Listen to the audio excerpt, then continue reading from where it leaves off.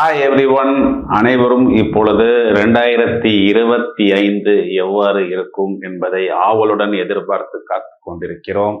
இந்த 2025 வருடம் ஏதாவது நமக்கு ஒரு நல்ல செய்தி கிடைக்குமா என்பதில் எல்லாருக்கும் எதிர்பார்ப்பு என்பது இருந்து கொண்டுதான் இருக்கிறது. இந்த வருடத்தில் 3 கிரக பயிற்சிகள் இருக்கிறது. அதாவது மார்ச் மாதம் கடைசியில் முதலில் சனி பயிற்சி என்பது இடம்பெற இருக்கிறது. பிறகு மே மாதத்தின் நடுப்பகுதியில் ராகு பயிற்சி, ராகுவுடன் சேர்ந்த கேது பயிற்சி மற்றும் குரு பயிற்சியும் இடம்பெறவிருக்கிறது. முதலில் இது நாள் வரை கும்பராசியில் இருந்த சனீஸ்வர கிரகம் இப்பொழுது மீனராசிக்கு சஞ்சாரம் செய்ய இருக்கிறார்.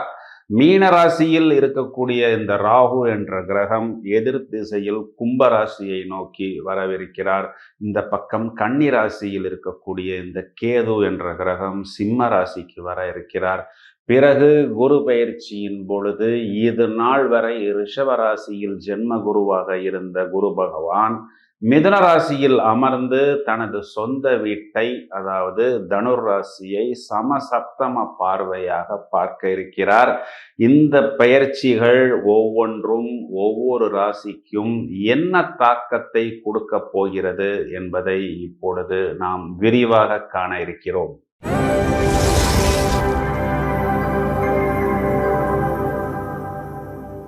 சார், 2025 கும்பராசிக்கு ஏதாவது நல்லது சொல்ல முடியுமா?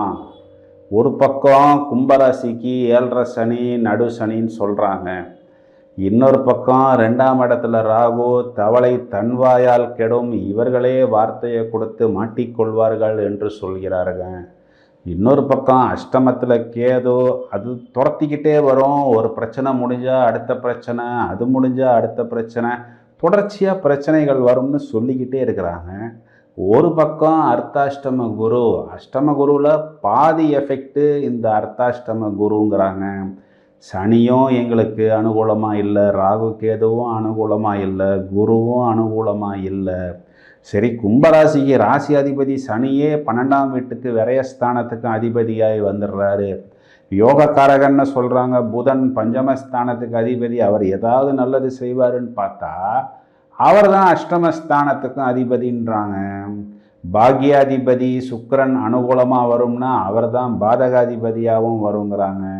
சார், பொதுவாகவே இந்த கும்பராசிக்காரர்கள் ரொம்பவும் பாவப்பட்ட நபர்கள்.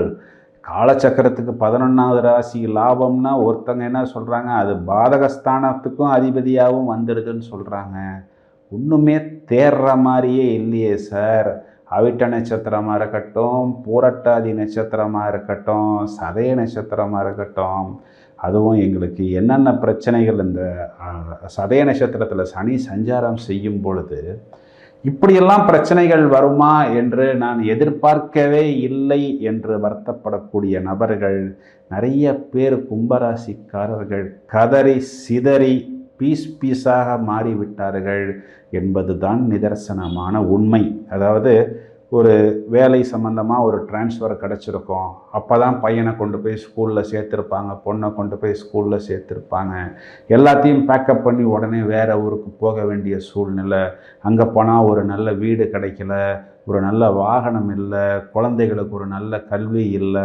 இதனால் என்னுடைய லைஃப் பார்ட்னருக்கு வர வேண்டிய வேலையும் போய்விட்டது, வருமானமும் போய்விட்டது. இதனால் ஒரு மன அழுத்தம், ஒரு மென்டல் டென்ஷன், ஒரு மென்டல் டிப்ரெஷன்.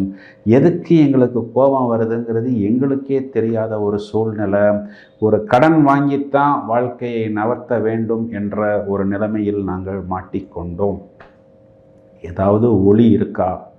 குட் நியூஸ் இருந்தால் மட்டும்தான் கும்பராசிக்காரர்கள் இனிமே இந்த ராசி பலனே பார்க்குறதா முடிவு பண்ணிட்டோம். இதில் மேலும் மேலும் எரிகிற நெருப்பில் எண்ணெயை ஊற்றுற மாதிரி இருந்தால் இதை எதுக்கு சார் நாங்கள் பார்க்கணுங்கிற லெவலில் போய் மாட்டிக்கிட்டோம் சார் அப்படின்னு சொல்கிறது தான் நிதர்சனமான உண்மை. அதாவது மிகைப்படுத்தப்படாமல் சொல்லப்படுவது இதுதான். கும்பராசிக்காரர்களுக்கு என்னென்ன குட் நியூஸ் அப்படிங்கிறத ஃபஸ்ட்டு வரிசையாக பார்ப்போம்.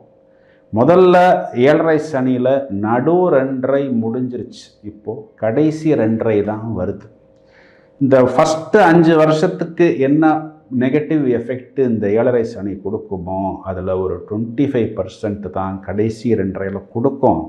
அந்த கடைசி 2.5 கூட நீங்கள் நல்லா கவனித்து பார்த்தீங்க நுணுக்கமாக அப்படின்னா, பூரட்டாதி நட்சத்திரத்தை கடந்து உத்திரட்டாதி மற்றும் ரேவதி நட்சத்திரங்களில் சனி பகவான் சஞ்சாரம் செய்யக்கூடிய காலகட்டங்களில் தனது சொந்த நட்சத்திரம் மற்றும் பாக்யாதிபதி யோகாதிபதி நட்சத்திரம் என்ற தாராபலம் பெறுவதனால் இவர்களுக்கு ஒரு நெகட்டிவ் எஃபெக்ட் ஒரு 10% தான் கொடுக்கும். இது நாள் வரை இவர்கள் என்ன அனுபவித்தார்களோ அதில் இந்த 7.5 சனியில் இவர்களுக்கு ஒரு 20% தான் பாக்கி. இது 2ஆம் இடம் வாக்குஸ்தானம் என்பதனால் வாக்கு கொடுப்பதற்கு மட்டும் இவர்கள் கவனமாக இருந்து கொள்ள வேண்டும்.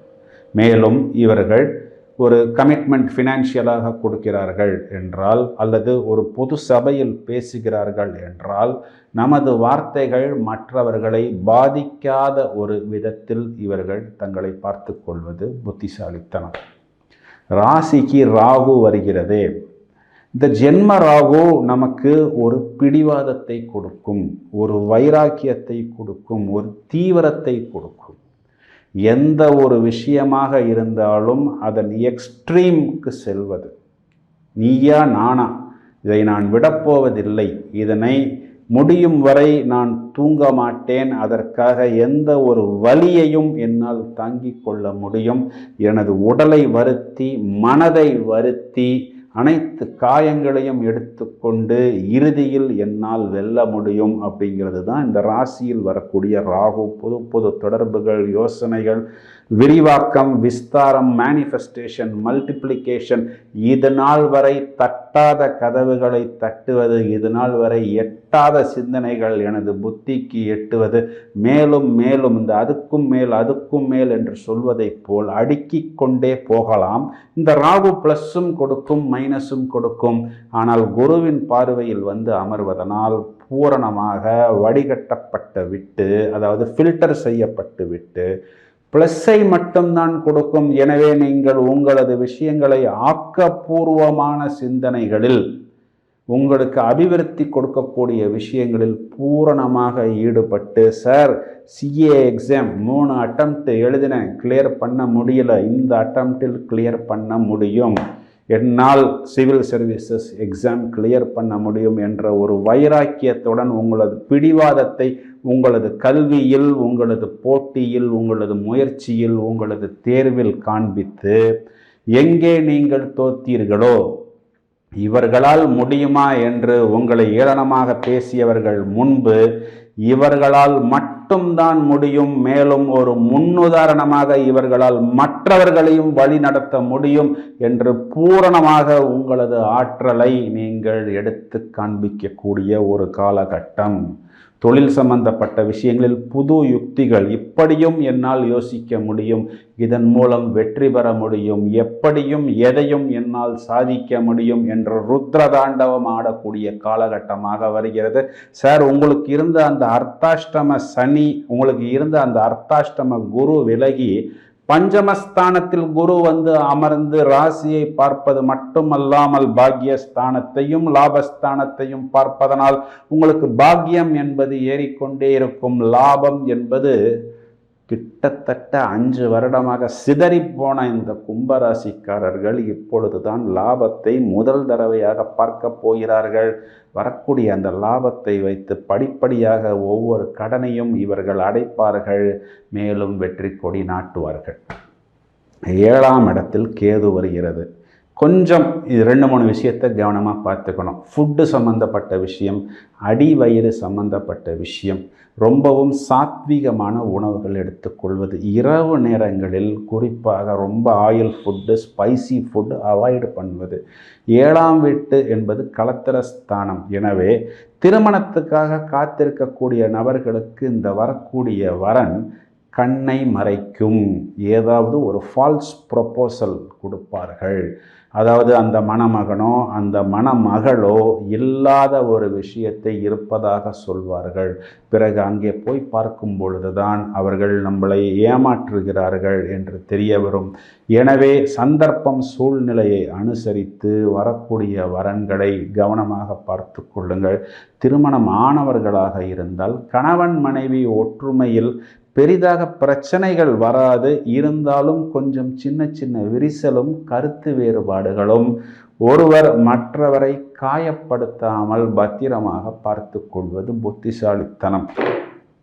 கிட்டத்தட்ட ஒரு 5 வருடத்துக்கு பிறகு மறுபிரவேசம் என்று சொல்வார்கள் அல்லவா, மறு ஜென்மம் என்று சொல்வார்கள் அல்லவா, சிதறிப்போன சின்ன பின்னமான இந்த கும்பராசிக்காரர்களுக்கு இப்பொழுது ஒரு 2025ஆம் வருடம் ஒரு ஒளி தெரிய இருக்கிறது. முதல் தடவையாக வாழ்வை வாழ்வதற்கு இவர்கள் தயாராகிறார்கள். ரொம்ப நாளைக்கு அப்புறம் இவர்கள் இப்பொழுதுதான் சிரிக்கப் போகிறார்கள். இவர்களுக்குள் இப்படி ஒரு சிரிப்பு இருக்கிறதா என்பதை இப்பொழுதுதான் நாம் பார்க்க போகிறோம். எனவே கும்பராசிக்காரர்கள் இனியும் துவண்டு போக வேண்டாம், அழுத்தத்தில் இருக்க வேண்டாம், டிப்ரெஷனில் இருக்க வேண்டாம். வாய்ப்புகள் வருகிறது, சந்தர்ப்பங்கள் வருகிறது. நீங்கள் உங்களை தயாராக்கி கொள்ளுங்கள். என்னதான் உங்களுக்கு அதிர்ஷ்டம் இருந்தாலும் வாய்ப்பு வந்தாலும் திறமை என்பது ஒன்று இருந்தால் மட்டும்தான் நான் ஜெயிக்க முடியும். உங்களை நீங்கள் தயாராக்கி கொள்ளுங்கள். திறமையை நீங்கள் பட்டை தீட்டிக் கொள்ளுங்கள். இப்பொழுது முழுவதுமாக உங்களது திறமையை எடுத்து காண்பிக்கக்கூடிய ஒரு காலகட்டம். பரிகாரம் என்று வரும் பொழுது ராசியில் வந்து அமரக்கூடிய அந்த ராகு என்ற கிரகத்திற்கு இவர்கள் வெள்ளிக்கிழமை ஞாயிற்றுக்கிழமைகளில் துர்கா வழிபாடு செல்வது, பிரதானமான அம்மன் கோயில், மங்களூர் மூகாம்பிகை கோயில், காஞ்சிபுரம் காமாட்சி கோயில், மதுரை மீனாட்சி அம்மன் கோயில் போன்ற பிரதான அம்பாள் கோயில், காளிகாம்பாள் கோயில் போன்ற கோயில்களுக்கு சென்று ராகு கால வழிபாடு செய்வது இந்த ராகு என்ற கிரகத்தின் கெடுதலான பலன்கள் விலகி இவர்களுக்கு அனுகூலமான பலன்களை கொடுக்கும் என்பதுதான் நிதர்சனமான உண்மை. வாழ்த்துக்கள்.